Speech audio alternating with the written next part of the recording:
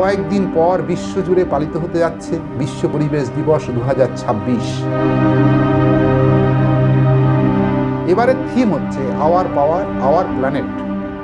তার প্রাক্কালে দাঁড়িয়ে নিউজ লন্ড্রি একটি অনুসন্ধানমূলক প্রতিবেদন সামনে আনে। সাংবাদিক আস্থা সব্যসাচী এবং আকাঙ্ক্ষা রাউত তাদের ওই প্রতিবেদনে এক ভয়ঙ্কর বাস্তবকে তুলে ধরেন। তারা তথ্যের অধিকার আইনে পাওয়া সরকারি তথ্যকে বিশ্লেষণ করে দেখিয়েছেন 2021 সালে দেশের রাজধানী দিল্লিতে প্রিটার্ম শিশু জন্মানোর সংখ্যা ছিল 21,134, আর 2025 সালে সেই সংখ্যাটি 1 লাফে দাঁড়িয়েছে 31,963-তে। অর্থাৎ মাত্র 5 বছরে দিল্লিতে প্রিটার্ম বা সময়ের আগে শিশু জন্মানোর সংখ্যা 51% বেশি বৃদ্ধি পেয়েছে। জন্মের হারের দিক থেকে বিচার করলে এই বৃদ্ধি 21%-রও বেশি। একটু সহজ ভাষায় বললে দাঁড়ায়, দিল্লির বুকে জন্ম নেওয়া প্রতি 8 জন শিশুর মধ্যে 1 জন শিশু এখন প্রিটার্ম বা সময়ের আগেই জন্মাচ্ছে।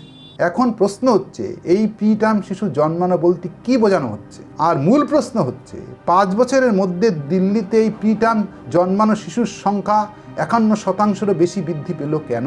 সাধারণভাবে মায়েরা গর্ভধারণের 38 থেকে 41 সপ্তাহের মধ্যে সন্তানের জন্ম দেয়। এই সময়ের আগে যদি সন্তানের জন্ম হয় তাকে বলা হয় প্রিটার্ম ডেলিভারি বা প্রিম্যাচিওর ডেলিভারি, আর শিশুটিকে বলা হয় প্রিটার্ম বেবি। কিন্তু দিল্লিতে কি কারণে এই প্রিটার্ম বেবি জন্মানোর হার এমনভাবে বেড়ে গেল? চিকিৎসক ও গবেষকদের মতে এই ভয়াবহ পরিস্থিতির নেপথ্যে রয়েছে দিল্লির নজিরবিহীন বায়ু দূষণ।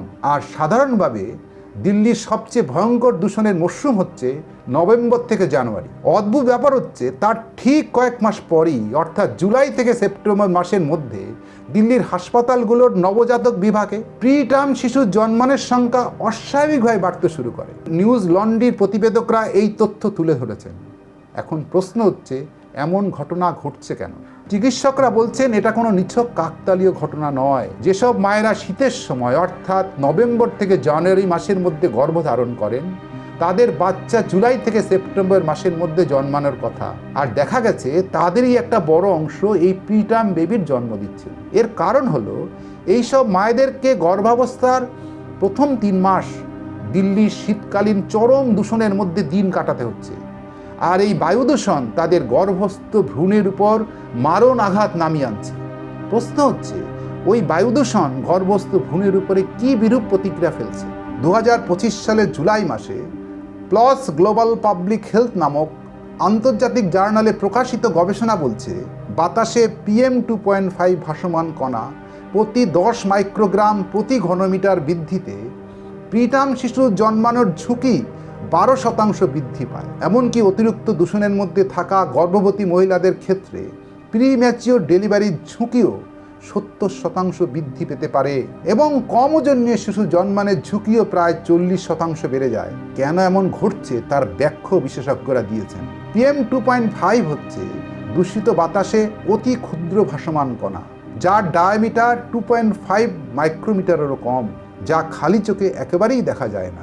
অথচ এই অদৃশ্য কণাগুলোই দিল্লির বাতাসকে এমন বিষাক্ত করে তুলছে। গবেষকরা বলছেন, PM2.5 অতি ক্ষুদ্র কণাগুলি গর্ভবতী মায়েদের প্রশ্বাসের সাথে ফুসফুসের গভীরে ঢুকে গিয়ে রক্তে মিশে যায়। এতে শরীরে অক্সিডেটিভ স্ট্রেস এবং প্রদাহ তৈরি করে, ফলে গর্ভস্থ শিশুর নাড়ি বা প্লাসেন্টাতেও সমস্যা দেখা দেয়। ফলস্বরূপ শিশুর শরীরে অক্সিজেন ও পুষ্টি কম পৌঁছায়, আর এর ফলে গর্ভাবস্থার সময়কাল ছোট হয়ে যায় এবং শিশুর বৃদ্ধিও ব্যাহত হয়। তাছাড়া মায়ের শরীরে হরমোনের ভারসাম্য নষ্ট হয়ে যায় বলে সময়ের আগেই প্রসব বেদনা বা প্রিটার্ম লেবার শুরু হয়ে যায়। All India institute of medical সায়েন্সের চিকিৎসকদের মতে, গর্ভাবস্থার শেষ কয়েকটা সপ্তাহ একটি শিশুর শারীরিক গঠনের জন্য অত্যন্ত গুরুত্বপূর্ণ।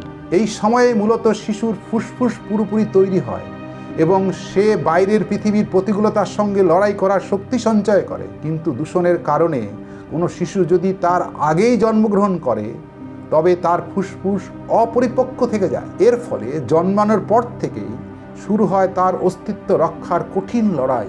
আজ এক গভীর আতঙ্ক দিল্লির গর্ভবতী মহিলাদের নিত্যদিনের সঙ্গী হয়ে উঠেছে, আর শীতের আমেজ এলেই দিল্লির হবু মায়েদের এই আতঙ্ক অনেক গুণ বেড়ে যায়। আন্তর্জাতিক প্রতিষ্ঠান IQAR-এর 2026 সালে রিপোর্ট বলছে বিশ্বের দূষিত শহরগুলোর তালিকায় এবারও শীর্ষে আছে ভারতের রাজধানী দিল্লি।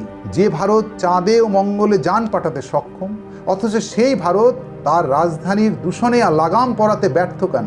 এটা কি নিছক প্রশাসনিক ব্যর্থতা, না সদিচ্ছার অভাব? এই ব্যাপারে আপনি কি মনে করছেন? আপনার মতামত আমাদের কমেন্ট বক্সে লিখে জানান।